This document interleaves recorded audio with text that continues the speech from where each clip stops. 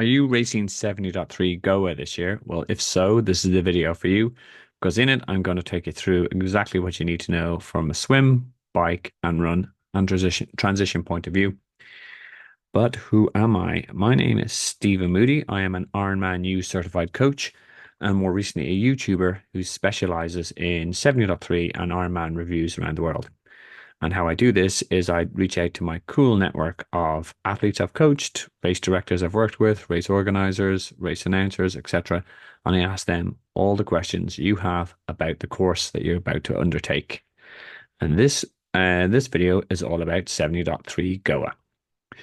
So, some couple of things to note is that Goa will be weather-wise, it's going to be hot and humid, especially after 9 a.m. in the morning. So, do have a lot of your training as much as possible to be heat acclimatized. A video in the comments below on how we can achieve that. Um, in terms of actually getting to Goa, it's very close to the main capital city, so plenty of Airbnb and international travel options and straight off, and then also Airbnb and hotels too that are close enough to the race venue. But let's talk a little bit about the swim. Swim is in the sea here, and it does a rolling start, which I'll talk about in 1 second. And it is you will have an option to practice the day before and the morning of the race to get yourself warmed up. So do take advantage of that. But again, just to make sure you check out the athlete briefing for times that you can actually get into the water. But it's a beach around the area, so it is pretty open in terms of practice options.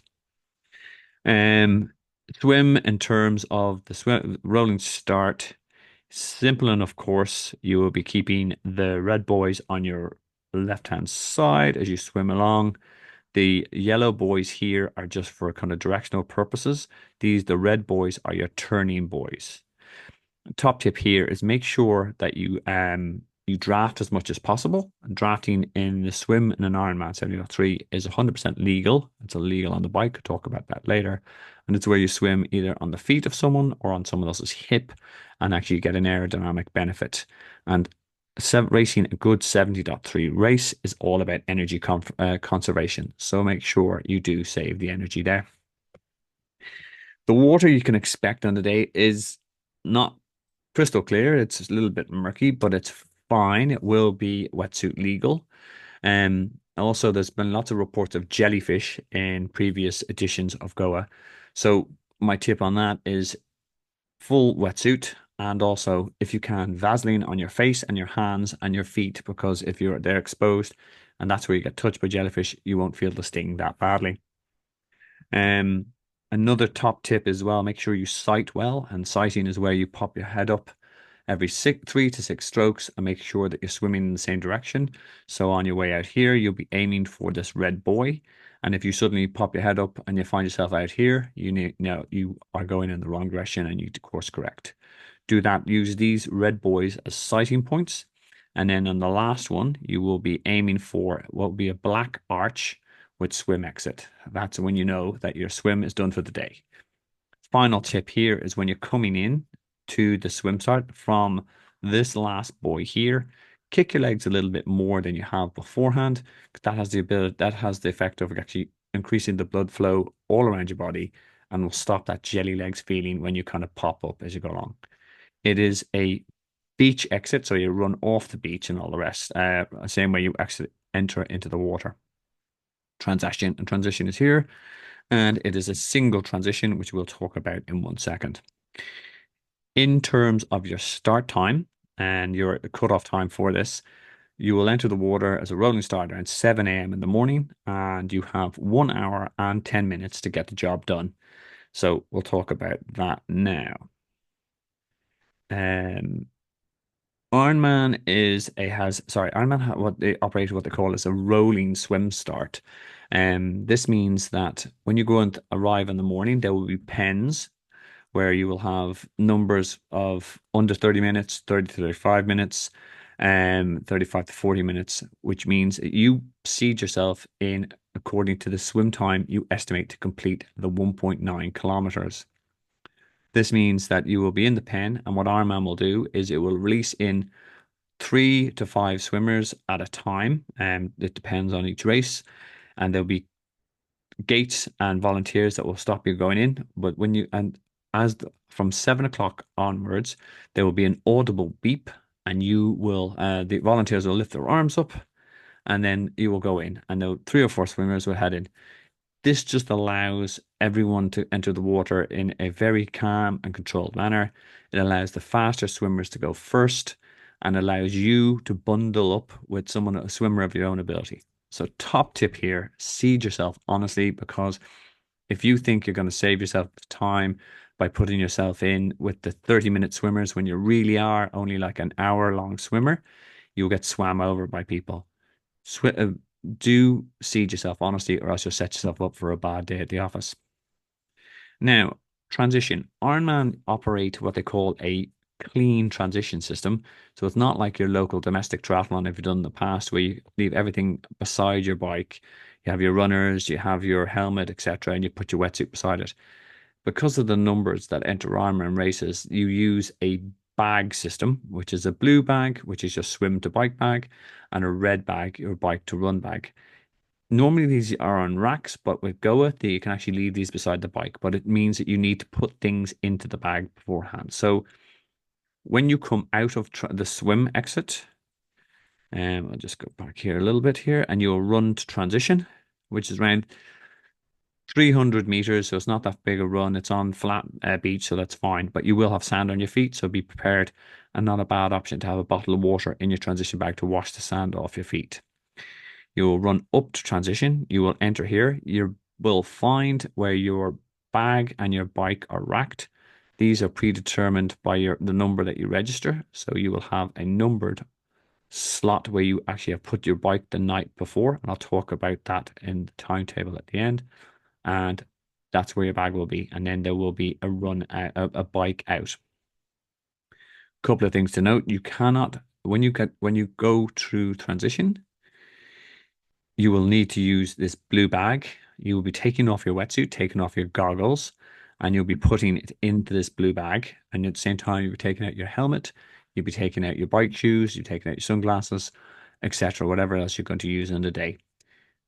The bag system might sound a little bit complex. It's actually quite simple and actually keep things nice and organized.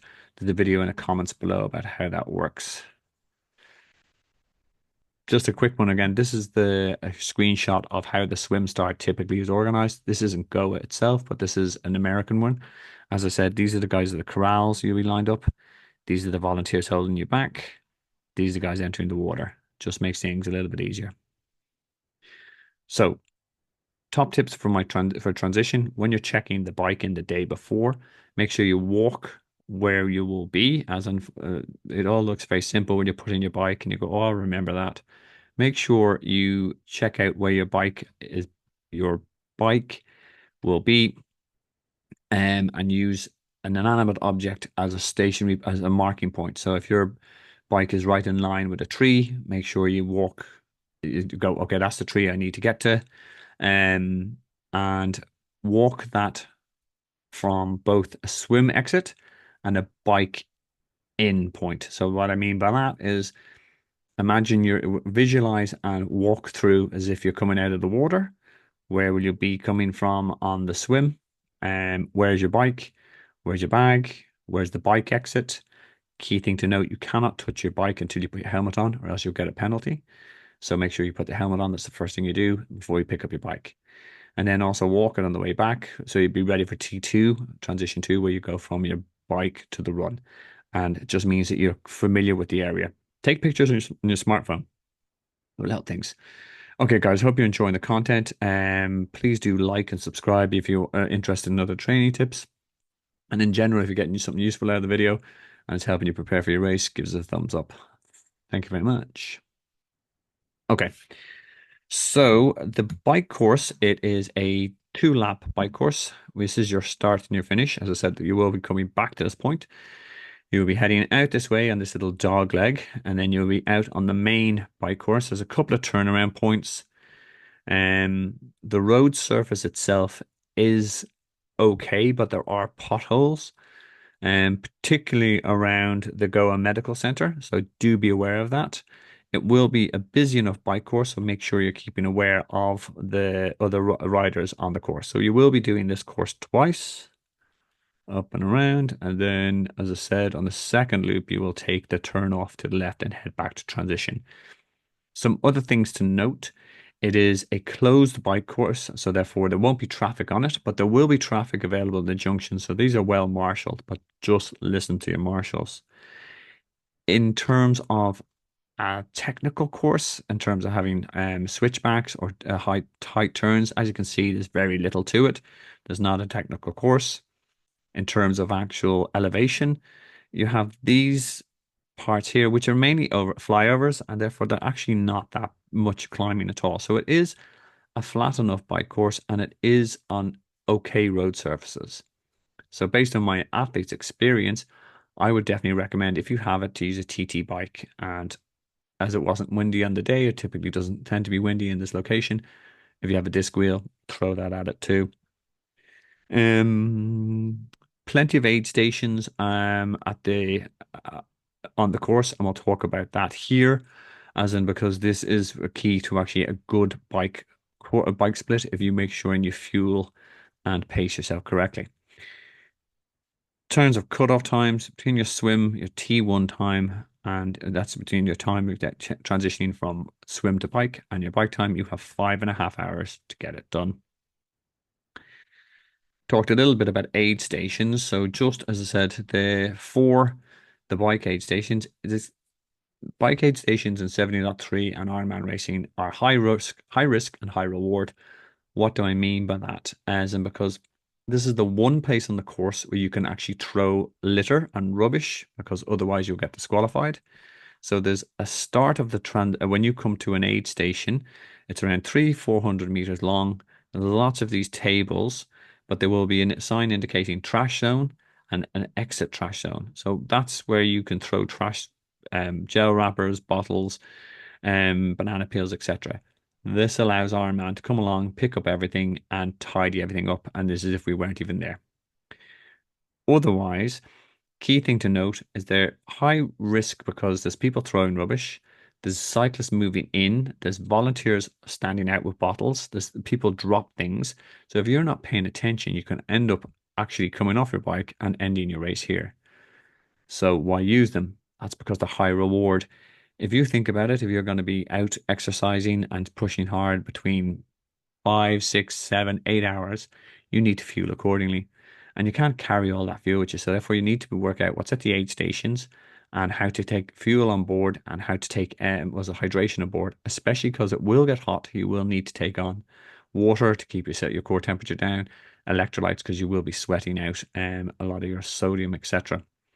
The other so key things to how to handle an aid station. Know when you're going to use it. Start communicating to your other riders that you are coming in. I'm going into an aid station. Communicate with the volunteers. Point at someone. I'm looking for a water bottle. Water bottle. Slow down. Grab the water bottle. Secure it. And then again, communicate if you're going out. I'm heading out. I'm heading out. Don't suddenly veer in, veer out, as in, because there's other cyclists going faster than you or doing something different, and you may end up crashing. They're the main things you need to do. The bike aid stations, there's ones at 10 kilometers, 21 kilometers, 36, 51, 62, and 77. Plenty of offer on offer, so make sure you build them into your nutrition strategy. There's what they've got on order, what they did last year. They had Herbalife on offer as for flavor for isotonic drink, energy bars, and there's bananas and there's energy gels, and there will be water. They're typically handed out in 750 ml bottles that actually fit into your standard bike cage. Okay, so I don't want to worry you too much about an aid station, but it is something key that you should practice. And the key thing you need to practice is knowing how to slow down, knowing how to grab a bike on the go, a bottle on the go, and put it into your bottle cage. You can also stop at an aid station if you want, but again, you'll need to communicate that and do it at the end of the aid station and come back and fill up bottles. Great video in the comments below about how you use an aid station safely and securely. I mean, means that you will get on board the hydration and the fuel you need to make sure you're fully fueled up for the end of the race. Make sure you check it out and hit like again. Right, so we're back to same transition. And again, as you will have done the day before, you will now know where the dismount line is. And this is a key line where you have to stop your bike entirely and get off it before you run into transition. You cannot cycle into transition. You have to stop entirely. There will be marshals with flags waving. Listen to them. Stop the bike, unclip, and run with the bike in. You will run back to the exact spot where you picked up your bike, and you will rack the bike as and put it back onto the pole. And then at that point, can you touch your helmet? If you take your helmet off while still holding the bike, you will get a penalty. Don't make that mistake. Now you will pick up the red bag where you'll put your helmet, your sunglasses, your bike shoes into it, etc. if you want. And you'll be taking out your runners, you'll be taking out your shades, and you also additional fuel if you want.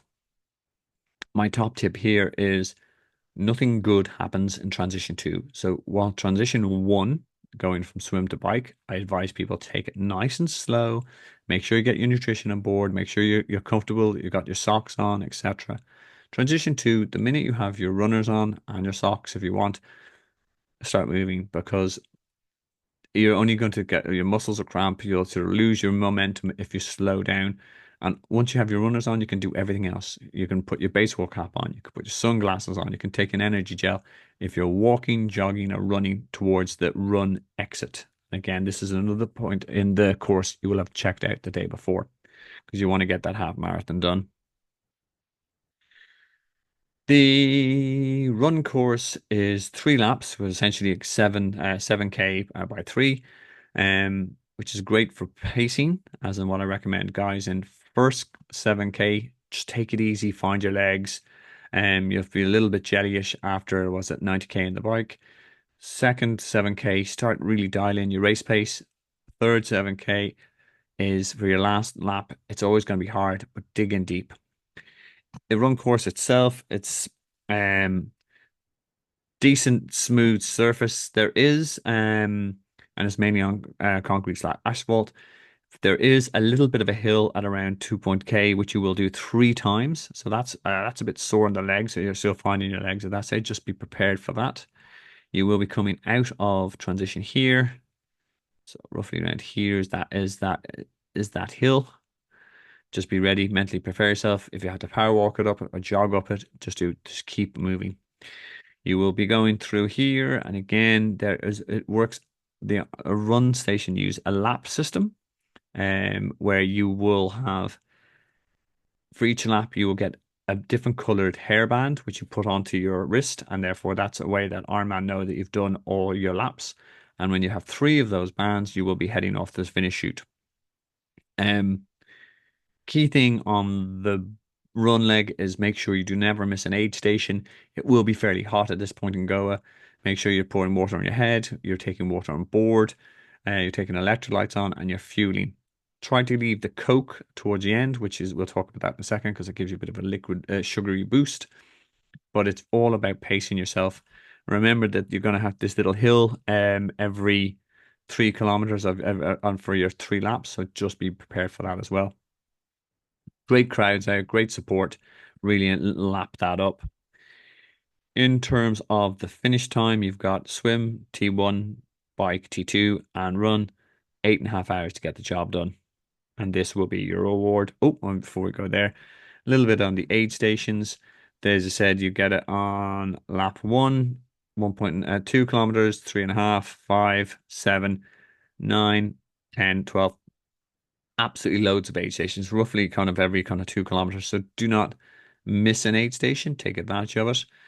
The same rules apply in terms of don't litter. Again, you don't want a stupid penalty at this point. You will have water. This time they're now in little paper cups typically. And there's fuel, there's Coke, as I said, and Red Bull. These are kind of like if you want your energy levels are running low, make sure you absorb that and get that on board. Um, Also splash stations, be able to cool yourself down with ice water. Do take advantage of that. Heat management in races like this are key. You don't want to overheat in the Indian sun. And this is the finish line. Looks brilliant, as I said already, hundreds of crowds out, etc. Make sure you do milk that finish line. This picture, this lady has done very well here. In terms of your key event timetable, This is based on last year's schedule, so make sure you do check if there's any change to 2025. And also, by the way, always read the athlete guide. This video is meant to supplement and complement the athlete guide, not to substitute. Registration you can get on Friday, that's between 10 and half six. The our athlete briefings on the Friday at half 11 and half four. Registration is also on Saturday between 9 and 4. And then there's also one athlete briefing at half 11. The real fun will start and make sure you do have to drop your drop your bike off the day before the race. That's mandatory, and your bags. So all those need to be packed up and organized. The video will show you exactly what you need. That has to happen on Saturday between 11:30 and 5:30. Race morning transition opens at 5:15. My advice is get there early, make sure everything is all right, that nothing's happened overnight, the bike hasn't been bumped off the rails or anything, or no one's moved your bags around. Just make sure everything is good before you head down to the water's edge. And the rolling starts at 7 a.m. and you will have great fun out and go, which is a very, very exciting and new course on the Ironman circuit, but a one that the Indians are very much embracing and is well worth the go. Any last minute questions, queries about Ironman training, 70.3 training, or the race in general, drop them in the comments below. I regularly check that and make sure to help out as many people as possible. So there you go, guys. If it is your first Goa or your second Goa, you're going for a PB, best of luck. Let us know how you get in the comments, and check out the channel for more training content.